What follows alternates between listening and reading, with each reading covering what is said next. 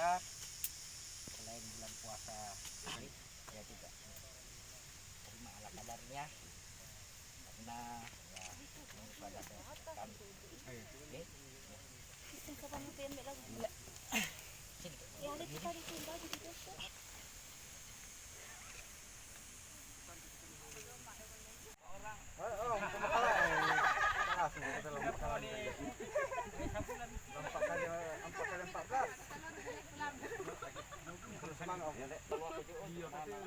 Oke. Jadi oke.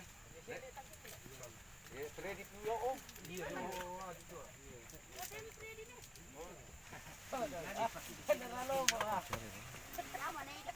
Iba kata dalam kira-kira malam petidan.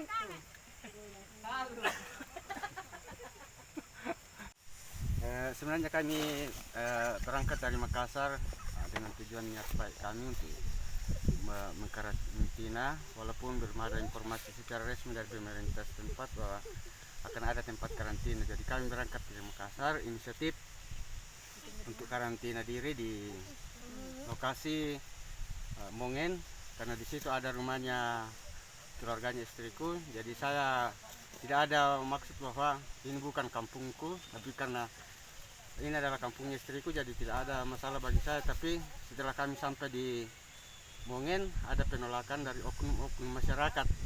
Jadi oknum masyarakat yang mungkin tidak mengetahui dan belum paham apa yang dimaksud dengan karantina. Kalau sebelumnya di Makassar apa yang dikerja di? Kami di Makassar, istri saya bekerja di rumah makan dan saya penjual keliling atau boleh dibilang pekerja harian. Dan selama adanya COVID-19, kami sudah tidak bisa berjualan. Istri saya juga kerja tidak full time, sehingga kami putuskan untuk pulang kampung karena perekonomian kami semakin kurang, sementara kebutuhan semakin banyak, uang kos tetap bayar. Jadi kami ambil keputusan lebih baik kami pulang kampung, karena di kampung kami masih bisa bekerja dengan baik, bekerja di kebun, nanam tanaman jangka pendek. Sudah berapa lama di sini, Pak?